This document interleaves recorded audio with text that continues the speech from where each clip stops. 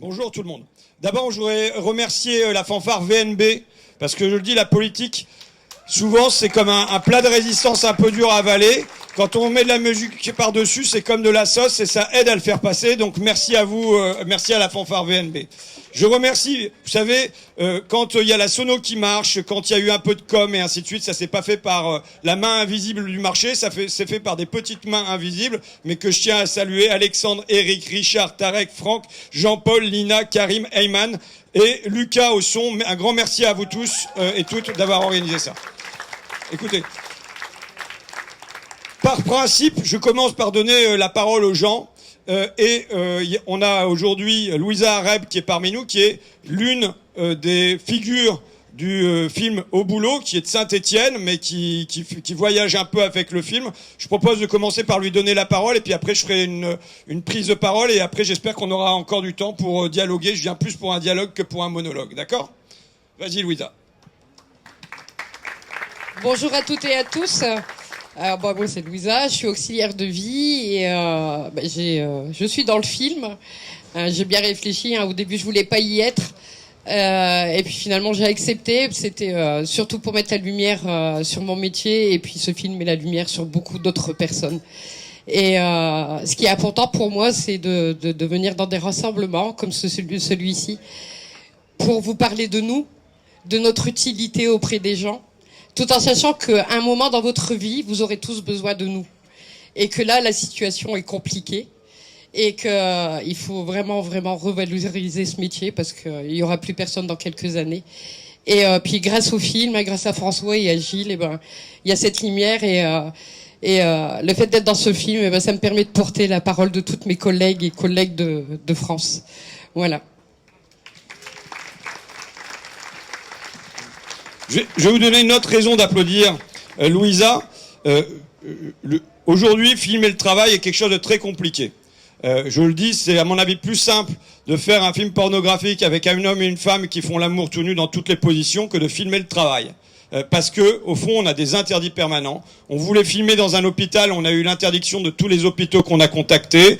Et Louisa a accepté d'être suivie lors de ces journées, malgré l'interdiction de son employeur. Donc voilà, elle l'a fait malgré ça.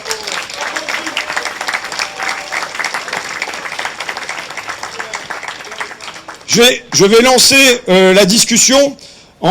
Katia l'a dit, ce matin, on était au complexe sportif de Fontaigneux, et où on rencontrait un club qui est le Loisir Academy. Rien que le nom, Loisir Academy, est une forme de décalage et de provocation. Pourquoi ? Parce que normalement, c'est la Football Academy. Et ça dit tout d'un projet. Je le dis, le projet est porté par d'anciens internationaux algériens ou burkinabés, et donc c'est les gars qui ont connu la très haute compétition, et qui font le choix, malgré tout, en portant le football, de dire l'objectif du football, c'est pas de devenir tous des Mbappé, mais c'est au contraire de permettre que chacun y éprouve du plaisir dans le loisir. Évidemment, on est allé au club de Fontaigneux parce que, dans un truc de foot, parce que d'abord, je suis quand même un sacré footeux, et parce que l'événement de la journée, je sais très bien que c'est pas moi, aujourd'hui, là, ici, ni la diffusion de Au Boulot. Il y a un événement plus important pour Marseille ce soir, la possibilité peut-être de prendre une revanche historique. Bon, on verra ça. Pourquoi ils ont lancé ce club Loisir Academy ? Khaled, qui est le président des clubs, l'explique.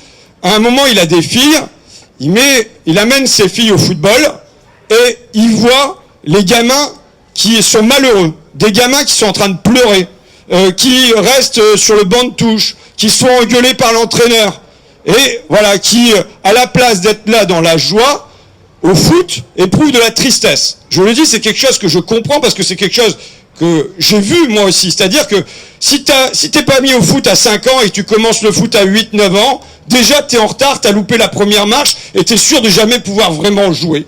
Et si tu as un petit handicap, tu resteras sur le bord du terrain. Si tu es une fille, tu resteras sur le bord du terrain. Voilà, il y a quelque chose qui est de l'ordre de l'élimination dans le football de ceux qui sont pas les meilleurs. Et donc il dit, moi, ça m'a écœuré de voir ça, même si mes filles, elles étaient fortes, et je me suis dit, il faut donner un autre état d'esprit au football. Il faut aller contre ça. Il faut pas faire croire. Moi, mon gamin, il a commencé à faire du foot. J'entendais les parents sur le côté du terrain.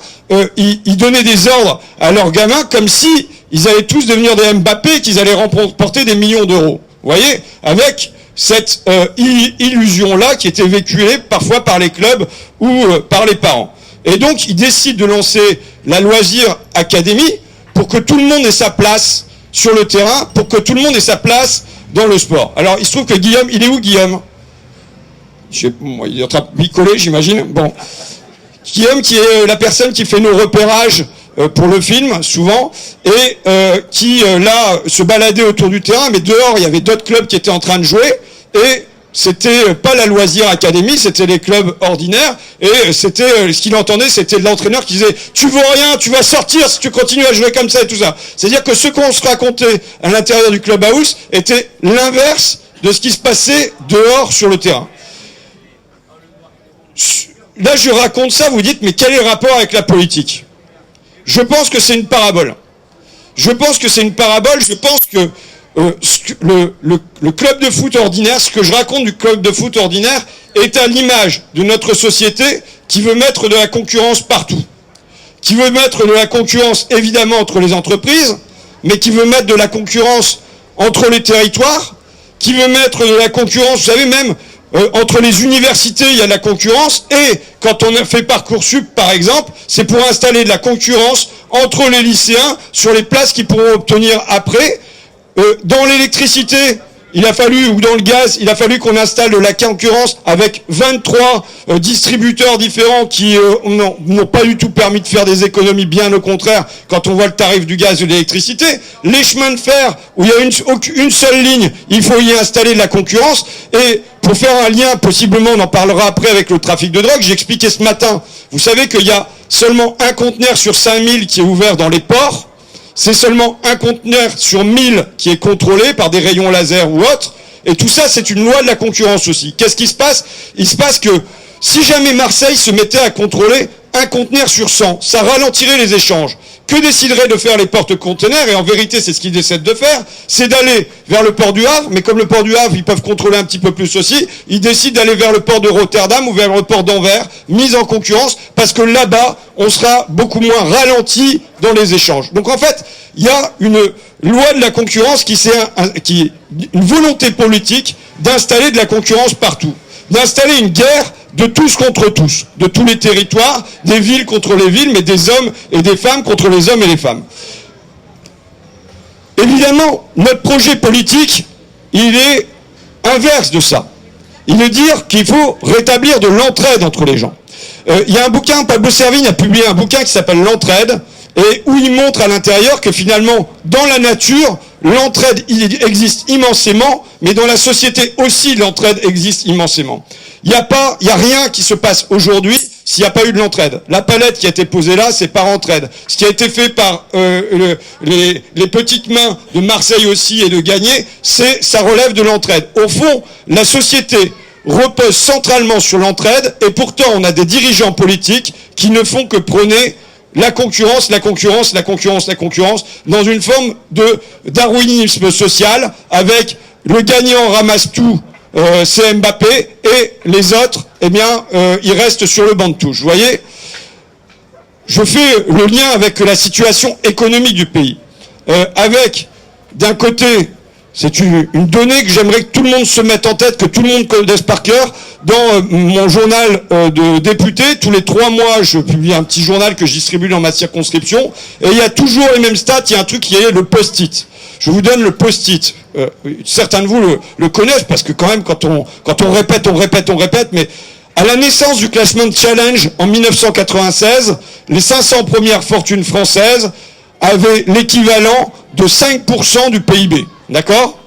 À l'arrivée d'Emmanuel Macron au pouvoir, on est à 20%. Aujourd'hui, on a dépassé les 40% du PIB. Donc, c'est-à-dire un gigantesque gavage. D'ailleurs, dans les Échos de mon ami Bernard Arnault, on pouvait lire ça. Je considère qu'il y a 2 journaux marxistes dans le pays. Il y a l'Humanité et il y a les Échos, parce que ce sont les 2 journaux qui mettent les dividendes en une quand il tombe. C'est écrit ceci, il y a un mois, les dividendes partis pour battre de nouveaux records. Le deuxième trimestre a été radieux pour les actionnaires. En Europe, c'est une hausse de 7,7% sur un an. Et la France est en tête des contributions européennes. Donc il est très clair que pour certains dans notre pays, tout va très bien. Tout va très bien. Et on a d'un côté ça, qu'il s'agit de ne pas voir, parce qu'il faut aller le chercher dans les pages intérieures des Échos pour le voir. Mais le discours courant de feu Bruno Le Maire, d'Emmanuel Macron et ainsi de suite, c'est comme si on avait une vache au milieu du couloir et qu'il s'agissait de ne pas le voir. Ils arrivent à faire des discours économiques entiers sans prononcer le mot actionnaire, sans prononcer le mot dividende, sans prononcer le mot profit. Et je considère que c'est une forme d'exploit littéraire qu'ils réussissent. Vous voyez, il y a la disparition de Georges Perec qui a été écrit sans utiliser la lettre E. Et ben là, ils arrivent à faire des discours économiques qui oublient ce qui est aujourd'hui essentiel, c'est-à-dire cet immense gavage. Et qui répond, de l'autre côté, à du rationnement. Le rationnement, évidemment, des salariés. Louisa, elle ne l'a pas dit, mais elle est auxiliaire de vie à 1 000 € par mois. D'accord ? Temps partiel contraint et ainsi de suite. Mais enfin, c'est le SMIC horaire et elle est à ça. Je rencontrais hier, j'étais allé les défendre à la société Honnête, dont il me semble que le siège est à Marseille, hein, la société de nettoyage Honnête. Ben voilà, qu'est-ce que c'est Honnête ? C'est des femmes qui se lèvent à 4 heures du matin pour aller prendre leur poste à l'hôpital à 5 heures du matin, qui vont pas avoir de plein temps, qui vont travailler de 5 heures à 9 heures, et qui vont être payées moins que le SMIC, puisqu'elles vont être à temps partiel et à un salaire encore plus partiel que le SMIC. D'accord ? Donc un immense rationnement. Moi, dans ma campagne législative, j'ai eu 2 conflits sur Abbeville. Donc à la campagne, hein, on peut dire, hein, dans une sous-préfecture. Il y en a un, c'était les éboueurs, donc métier d'homme, il n'y a que des hommes qui font ça.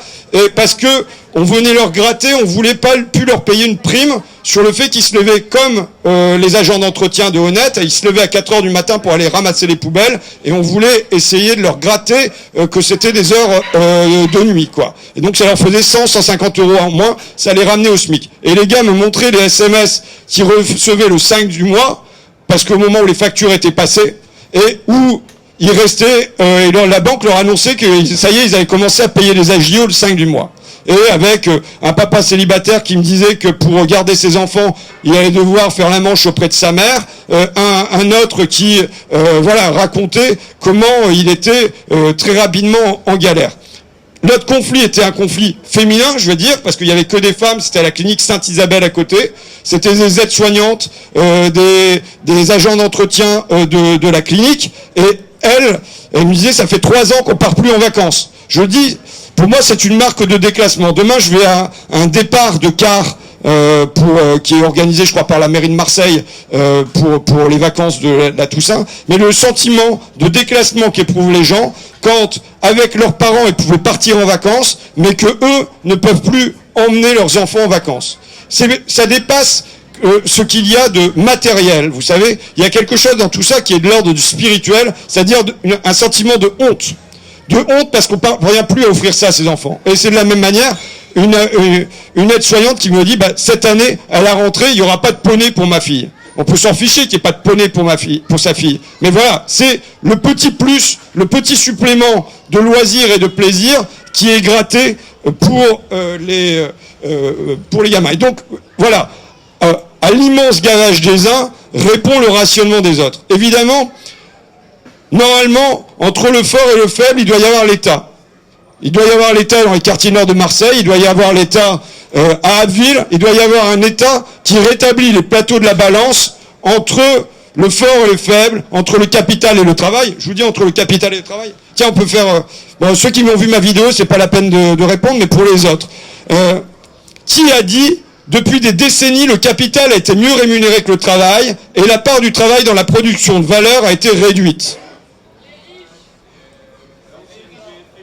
Voilà. L'ancienne du FMI qui s'appelle Christine Lagarde. C'est Christine Lagarde, aujourd'hui présidente de la Banque Centrale Européenne, qui vient dire que depuis des décennies, le capital a été mieux rémunéré que le travail.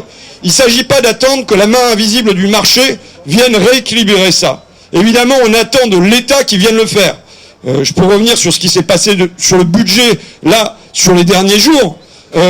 On propose évidemment avec tous les députés Nouveau Front Populaire que la taxe sur les dividendes soit renforcée. Aujourd'hui, non seulement les riches se gavent, les actionnaires se gavent, mais en plus leurs dividendes sont moins taxés que le travail. Donc on demande à rééquilibrer ça et qu'au moins les dividendes des actionnaires soient au moins autant taxés que le travail.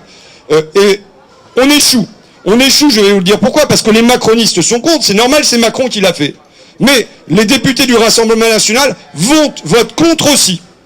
Je vous l'ai dit, on ne peut pas avoir la valeur travail à la bouche et accepter qu'aujourd'hui, les dividendes des actionnaires, qui est quand même de l'argent fait en dormant, soient moins taxés que de l'argent fait par la femme de ménage de Honnête qui va se lever à 4 heures du matin. Mais quand dans la foulée, on propose de rétablir un impôt de solidarité sur la fortune, dans notre pays, aujourd'hui, on est à 2/3, grosso modo, des patrimoines qui est constitué par de l'héritage.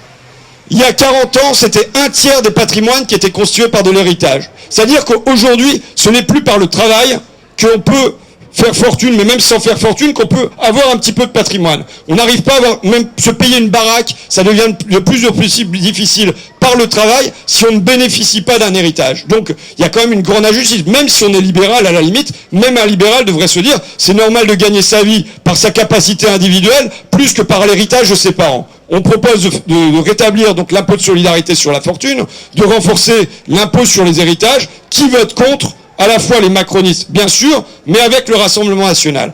Je le dis parce que, possiblement, s'ouvre pour nous une fenêtre qui va pas être évidente, à l'intérieur de laquelle il va pas être évident de rentrer, mais je dirais que pendant 10 ans, entre 2012 et 2022, Marine Le Pen, s'installant à Hénin-Beaumont, dans mon coin, dans le nord des Mines, a été en adéquation, globalement, avec les attentes des classes populaires. Et y compris sur le terrain fiscal, y compris sur le terrain social, y compris sur le terrain économique. Et que depuis 2 ans, mais en particulier ça se renforce ces derniers temps, ils prennent un virage libéral qui au fond ne répond pas à des attentes profondément populaires. Aujourd'hui, c'est 80% des Français, mais c'est 90%, même je crois 92% des ouvriers qui souhaitent qu'on rétablisse l'impôt de solidarité sur la fortune. Donc, on est dans un temps où le Rassemblement national entre possiblement sur ces constitutions-là en tension avec une part de son électorat. Évidemment, nous, il faut qu'on rentre là-dedans, qu'on pointe cette tension qui existe et qu'on vienne dire que c'est nous qui répondons le mieux à cette attente populaire. Vous savez, je pense qu'il y a une demande qui est... pour l'essentiel, une demande de décence et de bon sens. Moi, dans ma campagne, je dis des trucs basiques. Je dis, les Français, tous les habitants de notre pays doivent pouvoir vivre de leur travail, bien en vivre et non pas en survivre. Côté impôt, il faut que les petits payent petits et que les gros payent gros. On a besoin, dans notre film, avec Gilles, il y a un moment, un gars qui s'appelle Mohamed, qui pose de la fibre optique, et quand on l'interroge au salon de thé après, il dit, mais je sais que même avec ça, je ne vais pas m'en sortir, il va falloir que je fasse de toute façon 2 boulots, et il dit, moi, je suis intérimaire là, tout ce que je fais, c'est manutentionnaire, je porte des cartons de croquettes de chat, je voudrais bien un CDI, moi, je veux de la stabilité, mais on me refuse la stabilité. Je pense que il y a une demande populaire très profonde qui est une demande de stabilité. Ambroise Croizat, quand il fait son vaste plan de sécurité sociale après-guerre, donc à l'époque où il est ministre des Travailleurs, il dit qu'il veut faire des lois de tranquillité sociale. Et il veut simplement que les gens puissent dormir la nuit. Je pense que depuis 40 ans, on a installé l'intranquillité, on a installé l'instabilité, on a installé l'anxiété, on a installé l'angoisse dans le cœur des classes populaires. L'angoisse à la fois de « est-ce qu'il y a une place pour moi ?» mais l'angoisse encore davantage de « est-ce qu'il y a une place pour mes enfants ?» Et évidemment, je pense que le but de la gauche, c'est de rétablir de la stabilité, une possibilité de stabilité pour les classes populaires. Vous savez, quand on dit par exemple qu'on veut défendre le statut, statut, ça veut dire s'asseoir. C'est la possibilité de s'asseoir dans la société et à un moment de ne pas être je dirais que nos dirigeants ont fait de l'instabilité une vertu. Quand on prône, comme depuis 40 ans, et c'est encore plus vrai sous Macron, quand on prône la fluidité, quand on prône la mobilité, quand on prône la flexibilité, c'est prôner, au fond, l'instabilité. Et cette instabilité, cette inquiétude installée au cœur des classes populaires, oui, je suis convaincu que c'est un ferment profond du vote Rassemblement National depuis 40 ans maintenant. Voilà un peu la démarche qui est la nôtre, je pense, une démarche pour la gauche de décence et de bon sens, qui s'appuie pour les gens sur un certain nombre d'évidences, et notamment cette demande profonde, je pense, de stabilité. On peut avoir un échange si vous voulez bien. En tout cas, un gros merci à vous d'être là aujourd'hui.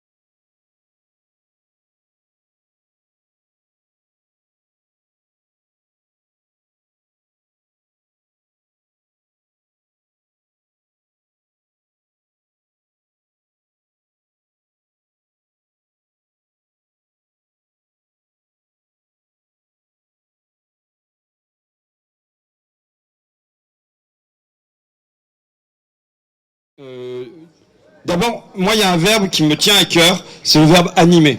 Animer, ça veut dire réveiller les âmes. Or, je pense qu'aujourd'hui, c'est quelque chose d'absolument essentiel. On a un combat qui est presque, je dis, spirituel à mener. On a un pays qui est en dépression. Je pense que la dépression est l'un des marqueurs du moment qu'on vit dans le pays. La morosité qui conquiert, qui gratte les âmes et sans doute encore davantage la gauche. Et évidemment, contre cette dépression, contre des gamins qui parfois au moment de l'adolescence se demandent qu'est-ce qu'ils vont pouvoir devenir, est-ce qu'il va y avoir comment ils vont pouvoir être valorisés, est-ce que comment ils vont pouvoir éprouver un sentiment de fierté. Moi je mets en parallèle la culture et le sport. Pour moi ce sont les deux pans avoir marqué un but le samedi après-midi, même si on n'est pas bon à l'école, c'est quand même quelque chose qui fait briller pendant toute la semaine parce qu'on a ça en tête. Et de la même manière qu'on ait un rôle, même modeste, sur une scène, mis en lumière et oser se présenter, mis en lumière sur une scène, et participe, à mon avis, à sortir d'un abattement, d'un découragement, d'une résignation. Ce que tu décris, alors c'est vrai que du coup, moi je connais quand même beaucoup mieux, même si je fais des films, donc c'est dans le domaine de la culture, mais j'ai tendance à beaucoup mieux connaître l'univers sportif que l'univers culturel. Mais ce que tu décris sur l'univers culturel, au fond, est parallèle à l'univers sportif. C'est-à-dire qu'il va y avoir des grandes institutions qui vont ramasser du pognon, une espèce de culture d'élite, et pour l'élite potentiellement, et de la même manière que dans le sport, il va y avoir beaucoup qui va être investi pour un sport d'élite, qu'on ramasse beaucoup de médailles aux Jeux Olympiques, et tant mieux, mais qu'on va pas s'interroger sur la démocratisation du sport et sur la démocratisation de la culture. Et je pense que les deux vont de pair. Enfin, Léo Lagrange, qui était ministre au moment du Front populaire, quand au moment des congés payés, il est évident qu'il porte en même temps le sport pour tous et la culture pour tous. Et à mon sens, on doit continuer à porter les deux qui vont de pair. Angèle, puisque j'ai discuté avec toi avant, elle est où? Elle est partie, du coup c'est... Bon, elle est pas là, elle est partie Angèle? Bon, je vais lui répondre quand même. Dire des choses, elle explique qu'elle est en école d'infirmière et qu'elle est obligée de bosser à côté pour faire ses études. On doit poser comme principe que les gens doivent pouvoir vivre de leur travail. Leur travail présent, c'est le salaire. Leur travail passé, c'est la retraite. Leur travail futur, c'est la formation. Et on doit poser comme principe que les gens qui sont en formation, qui vont produire demain pour le pays, qui vont tenir le pays debout, ils n'ont pas à chercher des boulots à côté, en tout cas pas pendant leur année, parce que évidemment, comment on peut tenir en étant à la fois à l'hôpital, qui est déjà un univers compliqué, où on croise des malades, où on croise possiblement la mort, et devoir être dans les bars le soir, comme le fait Angèle. Donc il y a quelque chose au niveau du revenu de formation à poser. Elle a dit, c'est comme si, vous savez là, on crée une crise des vocations. C'est pas que les vocations elles n'existent pas, c'est que les vocations on les use. On les use dans l'enseignement, on les use chez les soignants. Il y a des gens qui entrent avec conviction dans ce métier-là, dans ces métiers-là, et c'est comme si, par le fonctionnement hiérarchique de l'hôpital, par exemple, ou parfois de l'éducation nationale, par les conditions de travail qui sont mises, quand on vous rappelle le vendredi en disant que vous devez revenir travailler le samedi, qu'on vous fait travailler 3 week-ends sur 4, que vous ne pouvez pas prendre des vacances en août pendant 3 années d'affilée, et ainsi de suite, ça participe d'une usure des vocations. On sait par exemple que les infirmières maintenant, elles restent en moyenne à l'hôpital 5 ans. Donc, je veux dire, c'est très court. Donc on les forme, on les paye, on paye leur formation, même si on les paye pas pendant leur formation, on paye leur formation, on investit sur elles, et la manière dont on les maltraite ensuite les fait sortir d'autant plus vite de l'hôpital. Un hôpital qui repose pour moi aujourd'hui sur 2 main-d'œuvre chez les médecins, qui repose sur la jeunesse, ce sont les internes qui sont surexploités. C'est pas parce que demain ils vont gagner plein de pognon en étant médecins que c'est une bonne raison pour les exploiter au présent et leur faire des gardes à rallonge de 48, 72 heures et ainsi de suite. Et la deuxième main-d'œuvre qui est exploitée dans les hôpitaux et sur laquelle les soins reposent, ce sont les médecins étrangers.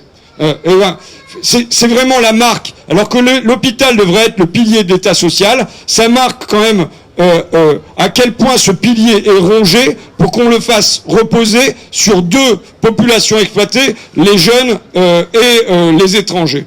Elle citait la crise du Covid, et notre film, Agile, il part de la crise du Covid. Dans le cœur de la crise Covid, le président de la République déclare « Il faudra se rappeler que notre pays tout entier repose aujourd'hui sur ces femmes et ces hommes que nos économies reconnaissent et rémunèrent si mal. » Je connais très bien mon Macron de gauche parce qu'il dure 15 secondes. Hein, qu'est-ce qu'on a vu derrière? On a vu ni reconnaissance ni rémunération pour toutes ces travailleuses et ces travailleurs. Au contraire, ce qu'on a vu, c'est l'inflation qui est venue entamer les petits salaires, et c'est la retraite à 64 ans sur les métiers, y compris pour les métiers physiques et populaires. Donc notre film Agile, il part de là, en se demandant qu'est-ce qu'ils sont devenus. On va les remettre sur le devant de la scène, alors que là il s'agit de les faire disparaître. J'ai un dernier truc, même si Angèle est partie, je lui dis voilà, il faut que tu fasses, il faut que tu fasses de la politique. Elle me disait la politique jusqu'à maintenant, je t'aime bien, mais voilà, mais bon, je lui dis et elle me dit j'ai pas les connaissances pour faire de la politique. D'abord, je pense que les gens, ils ont une première connaissance, c'est leur vie, quoi.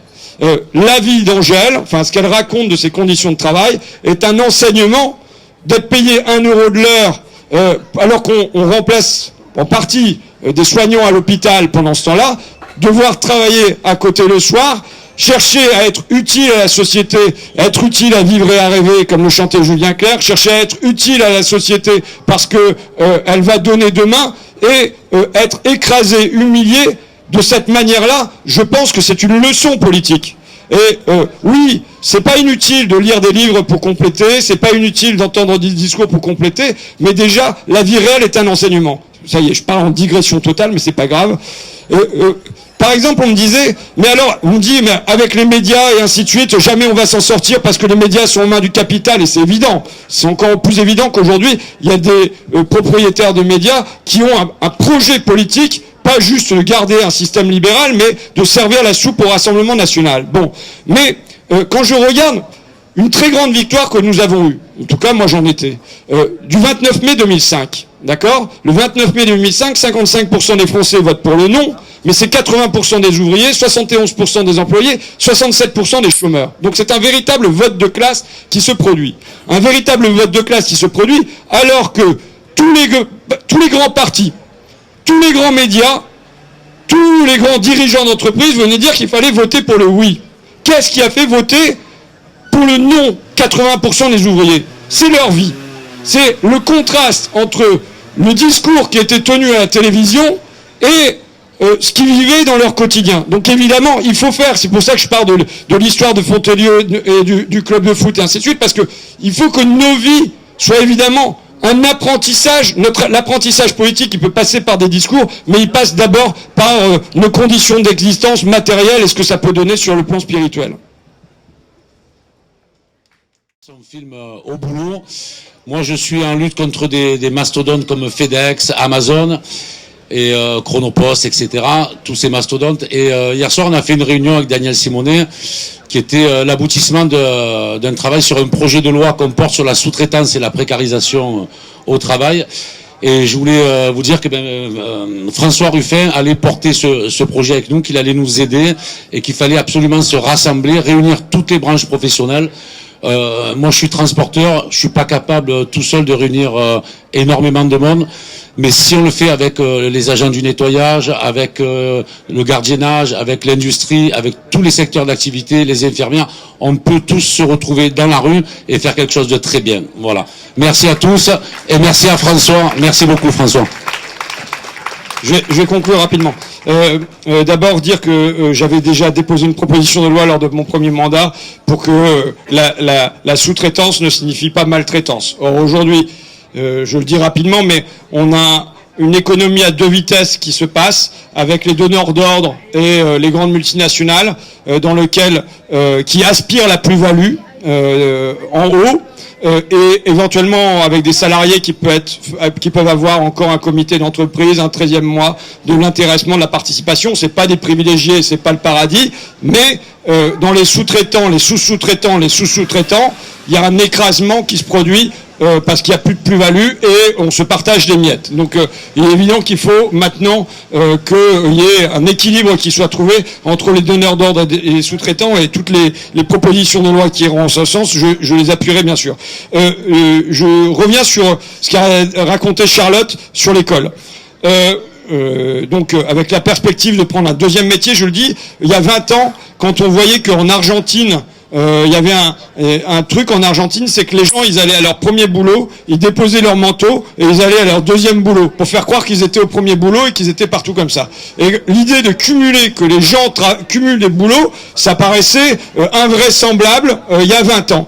Et maintenant, c'est les fonctionnaires qui viennent nous dire « Bon, je vais sans doute devoir prendre un deuxième boulot à côté pour pouvoir survivre. » Dire que, évidemment, on devrait avoir comme priorité, si on veut faire de l'école de la République un pilier de notre pays, de faire que les enseignants soient correctement payés, qu'ils n'aient pas à chercher un deuxième boulot, ainsi de suite. Mais surtout, on est le pays d'Europe où il y a le plus d'enfants par classe, à la fois en école primaire et au collège.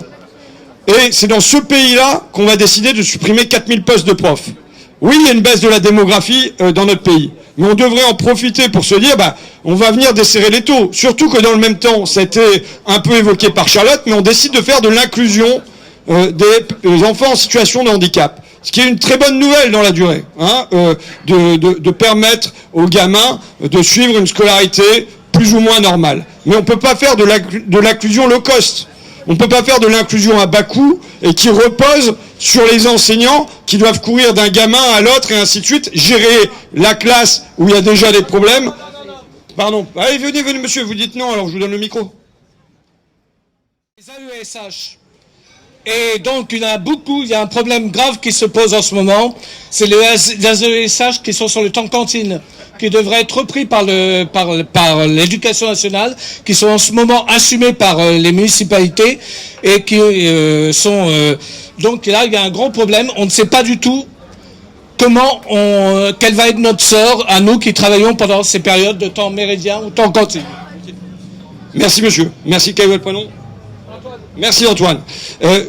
Alors ma suppléante est accompagnante d'enfants en situation de handicap, donc c'est pas comme si, et elle est à 1030 € par mois, elle aussi, comme Louisa, auxiliaire de vie. Donc mais par exemple en école maternelle, au moment où les troubles ne sont pas encore identifiés et on n'est pas encore passé par la MDPH, et ben c'est les enseignants qui, avec l'ATSEM, doivent courir à droite et à gauche. Et vous savez, Antoine, vous savez très bien comment il manque d'AESH dans les classes et comment, d'ailleurs, comment l'AESH qui auparavant avait un gamin à suivre doit sauter d'un gamin à l'autre, possiblement sauter d'une classe à l'autre et possiblement sauter d'une école à l'autre. Ça veut dire que pendant tout ce temps-là, ça repose en partie sur les AESH, mais qu'en vérité, une grosse part du boulot repose aussi sur les enseignants. Donc simplement, si on veut faire demain, le plus vite possible, de l'inclusion et pas la faire à bas coût, parce que ça fait que j'ai des profs, moi, qui sont en burn-out, j'ai des AESH qui sont en burn-out, parce qu'ils se retrouvent avec les gens, vous savez, même dans tous les métiers, dans le nettoyage, dans le soin, dans tout, même dans la logistique. Les gens, ils aspirent à quelque chose, c'est bien faire leur travail.